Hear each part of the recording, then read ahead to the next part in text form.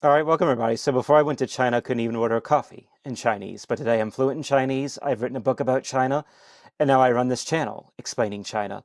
And before I went to China, I was a Western educated historian and teacher who thought his worldview was complete.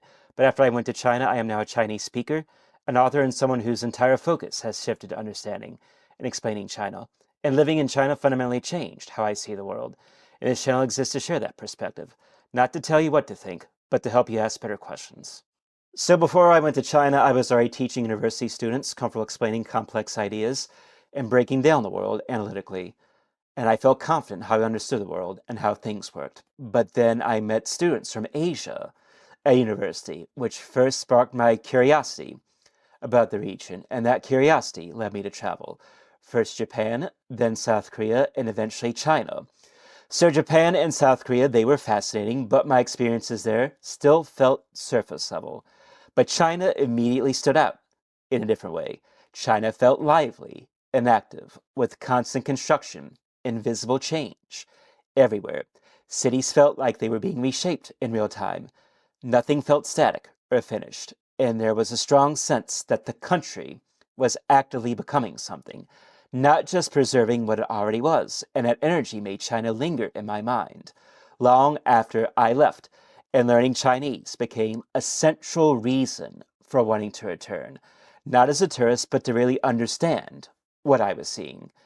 And I had some experience with Japanese university classes, but essentially zero Chinese at that time. And the idea of moving to China started to feel like the right call, especially given how important China felt globally. And at that point, I still felt confident how I understood the world, but China had planted the idea that there was a lot more I hadn't seen yet. So I first visited China in 2017, and the first city I visited in mainland China was Shanghai, and I was immediately struck by the constant construction everywhere and the noise of the city. And at the same time, the city was full of energy, people moving at the speed of light, navigating crowded streets like it was second nature. So just imagine New York City, but amplified several times over in speed, density, noise, and size. The streets felt alive and chaotic. Nothing was static or predictable. Even simple activities like crossing the street, taking the metro, or buying a snack required awareness and adaptation. So visiting felt contained as a short term trip, but it already challenged my expectations, and it became clear that living there would be an entirely different experience, not just a longer visit. And that first trip cracked the door open just a little. I didn't know it yet, but living there would completely blow my assumptions away. So I moved to China to teach high school students, which was a very different challenge from teaching university students in the United States. And the shift wasn't just about subject knowledge, it was about communication, patience, and reading cultural cues. For example, students spoke English directly to me all the time, but among themselves, they would switch to Chinese and they would laugh about things I didn't understand. And at first, it was humbling and a little disorienting trying to follow both the lesson and a social flow, and even daily life outside the classroom became a constant teacher. Grocery stores, the metro, local bureaucracy, neighborhood interactions, every small interaction was a lesson in adapting.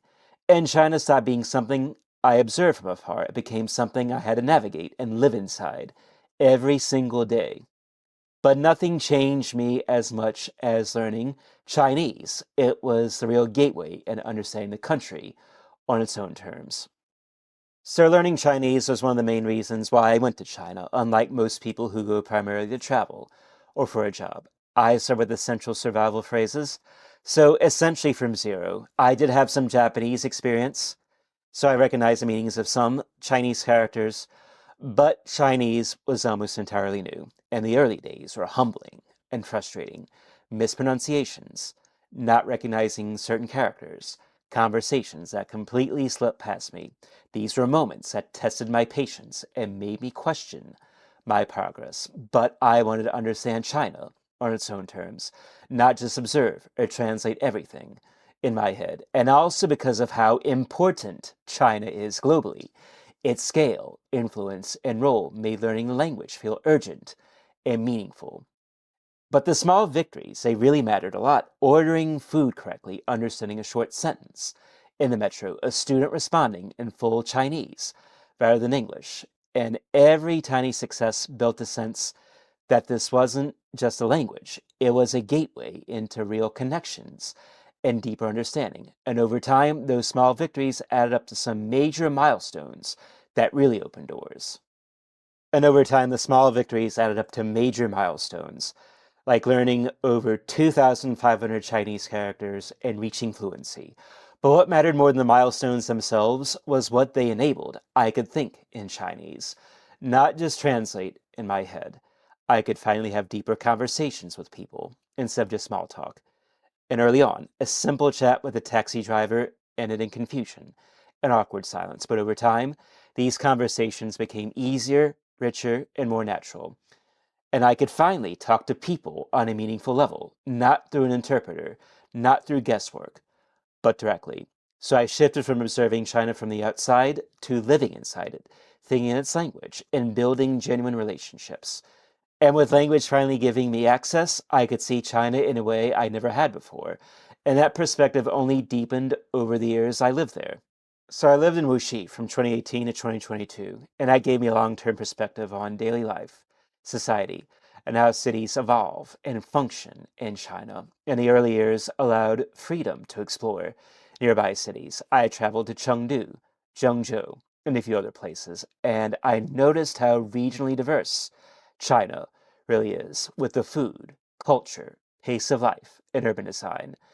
And Wuxi, like Shanghai, and cities in general in China, there's constant construction and rebuilding everywhere, which creates a lively, fast moving energy. And in China, people moved quickly, streets felt bustling, again like New York, but amplified several times in speed. And living through those years showed me that China is far from static. It's constantly shifting, and so are the assumptions people, including me, make about it. And those experiences didn't just stay in my head, they sparked a need to process, document, and share what I had learned. And after years of living in China and learning about the country, I realized I wanted to share what I had learned about China. So I wrote a book, and I am not claiming it to be the definitive guide on China, but it is an honest record of my observations and experiences. And I wanted to capture the surprises, challenges, and nuances of my life in China. And after I wrote my book, I launched this YouTube channel. And my goal with this YouTube channel is to share my perspective with curious viewers and spark real conversations about China. And my focus is on explaining, not convincing, to help people ask better questions rather than telling them what to think. And if my experiences could shift my own perspective, maybe they could help others engage with China more thoughtfully as well. And living there changed how I see the world, and that change still shapes many things I do today. So living in China didn't have me neat answers, but it gave me better, more nuanced questions to work with. And living in China helped me to sit more comfortably with complexity and ambiguity. And also my time in China shifted my core assumptions about culture, communication, and what's considered normal. I used to assume that economic development followed one predictable Western path, but China proved that's not universal. I also once thought that being direct was always the best way to communicate, but living in China showed me that different approaches, like with subtlety and reading context, are not necessarily worse or better. But as a result of my time in China, the world feels more human now and less abstract. And also, my time in China reinforced to me that people everywhere are just trying to live their lives. They just do it differently. And also, I'm not here to convince you to love or hate China. I'm here to share what I learned and encourage real curiosity. So thank you so much, everybody, for watching this video, and what surprised you most about my story?